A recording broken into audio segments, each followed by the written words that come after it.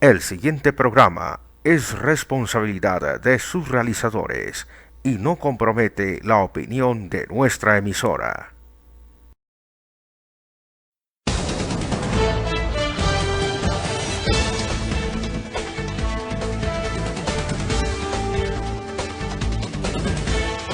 Actualidad política con Alexander Ferns.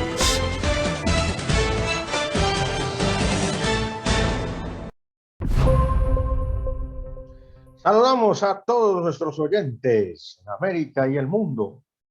Sean bienvenidos a nuestro programa Actualidad Política. Soy Alexander Ferns, constituyente andino por la República de Colombia, politólogo y periodista con registro único nacional 1236 del Colegio Nacional de Periodistas de Colombia, CNP, seccional Antioquia. Para mí es un placer compartirles opiniones, análisis y comentarios sobre la actualidad política de Medellín, Antioquia, Colombia y el mundo. Recuerden seguirnos en nuestras redes sociales, en el sitio web oficial www.fernsupdate.jindofree.com, en el blog www.alexanderferns.blogspot.com, en Twitter, @fernsupdate. En el canal de YouTube se encuentran como Alexander Ferns Constituyente Andino. En Facebook, fanpage como @fernsupdate y en Instagram como alexander.ferns. Los invitamos a suscribirse a nuestro programa, a nuestro canal de YouTube y también a que nos acompañen hasta el final de nuestro programa. Bueno, hoy tendremos un especial sobre las elecciones presidenciales el 29 de mayo de 2022 en la nación no granadina de Colombia. Y bueno, de una vez iniciamos nuestro programa con la primera parte. En esta primera parte tenemos este tema: ¿de vuelta a la democracia o la continuación de la dictadura civil mafiosa? Comenzamos nuestro programa con un tema crucial, y es el regreso de la democracia después de 20 años de dictadura civil mafiosa, o la continuación y el recrudecimiento de la corrupción, la profundización de la mafia y el narcoterrorismo. Bueno, para nadie es un secreto que desde el gobierno fallido de Andrés Pastrana, entre 1998 y 2002, se inició el Plan Colombia, el cual le entregó completamente la soberanía nacional sobre la lucha antidrogas a los Estados Unidos, a cambio de asistencia militar y económica al ejército colombiano para combatir a las Fuerzas Armadas Revolucionarias de Colombia, FARC, y al Ejército de Liberación Nacional, ELN, que en esos momentos estaban ganando el conflicto. Ojo, estaban ganando el conflicto y no es cualquier cosa. Y estuvieron a punto de lograr su objetivo, que en el caso de las FARC tuvieron hasta para tener su propia fuerza aérea, tal esto, que finalmente no logró concretar. Bueno, no sabemos por qué. En fin, en el fondo el objetivo principal de Estados Unidos era controlar de forma directa sus acciones sobre esta zona del hemisferio, dado que a Colombia se le estaba saliendo de las manos el conflicto interno con las guerrillas, y que tenía a Pastrana como uno de los peores administradores, pero quien fue el que finalmente, el que permitió la instalación de 8 bases militares norteamericanas, para que recuerden esto, contando 9, oigan, 9 con la embajada, porque esa también, esa es la principal base militar, con las concesiones que tienen este tipo de acuerdos en favor de los militares norteamericanos en contra del pueblo colombiano.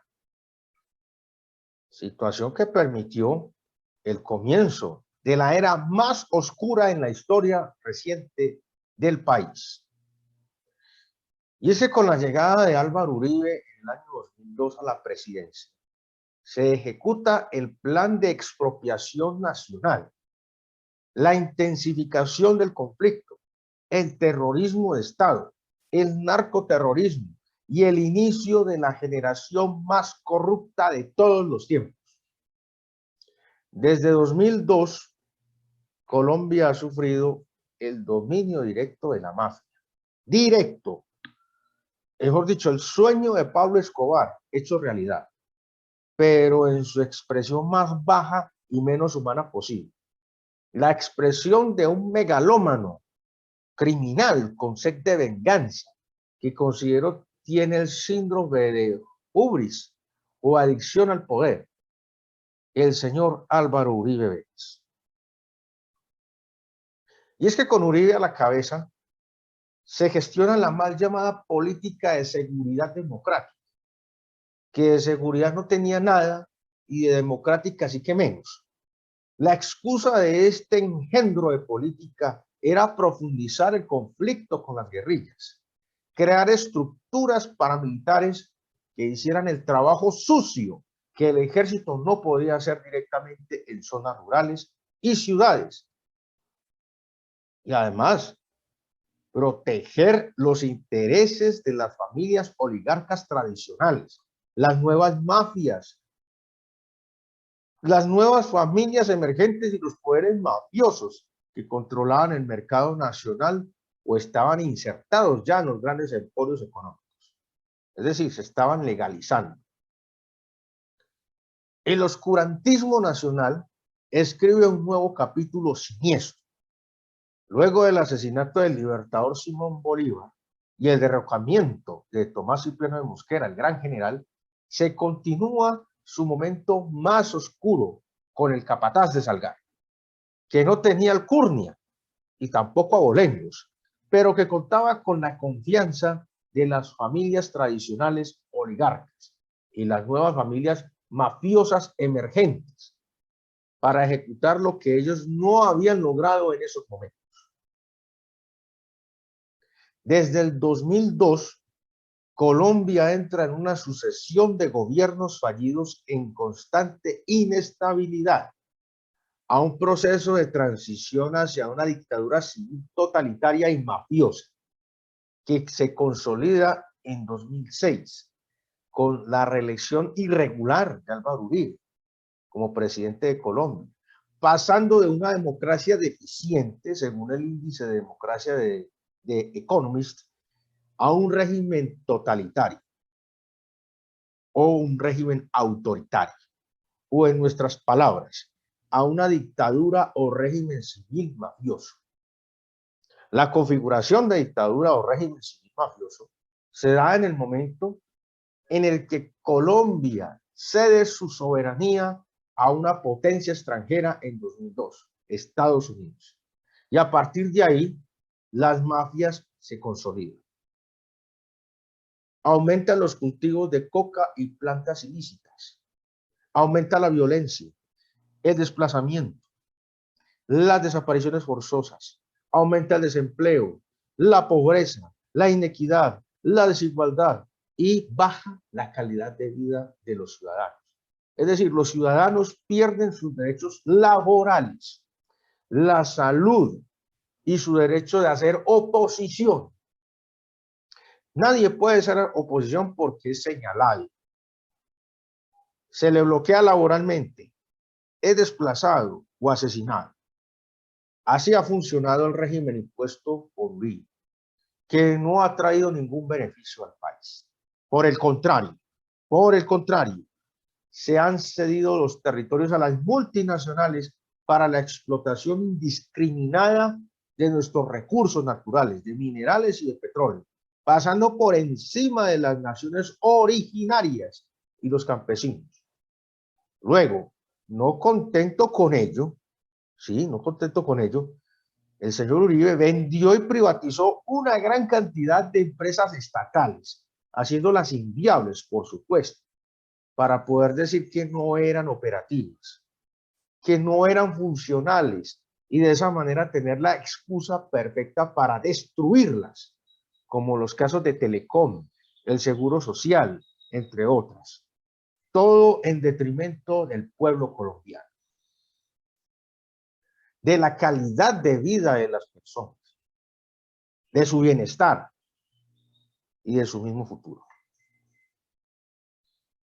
La dictadura civil impuesta, esta dictadura civil mafiosa impuesta por Álvaro Uribe, tuvo un receso oligarca tradicional con Juan Manuel Santos, pero que no cambió mucho, porque su política siempre estuvo orientada en mantener el mismo nivel de corrupción y de ilegitimidad institucional, que no permitió juzgar a Uribe por los graves cargos imputados y que no han tenido eco en la justicia actualmente, que permitió el detrimento de la calidad de vida de los ciudadanos más vulnerables y el aumento de la inequidad.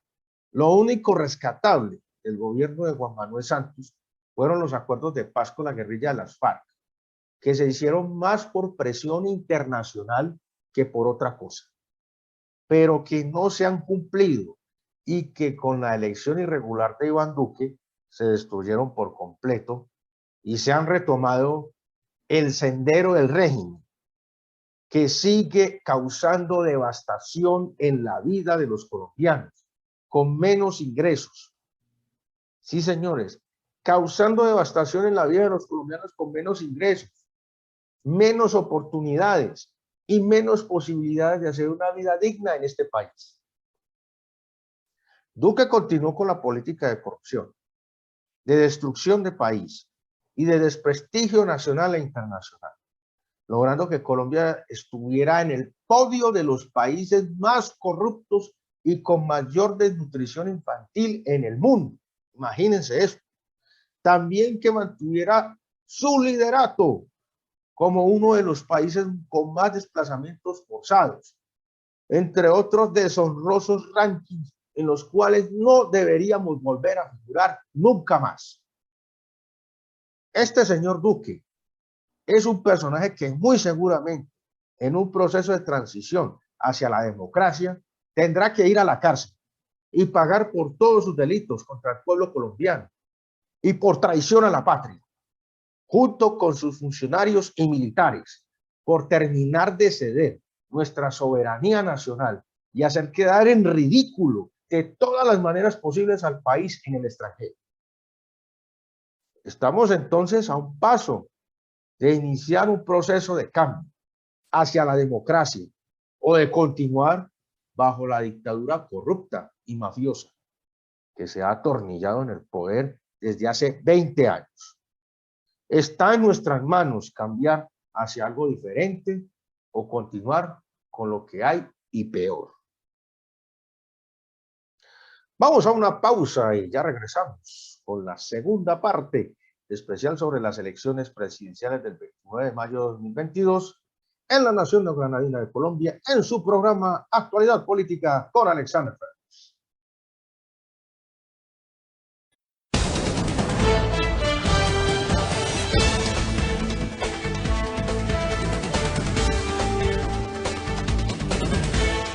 Actualidad Política con Alexander Fernández.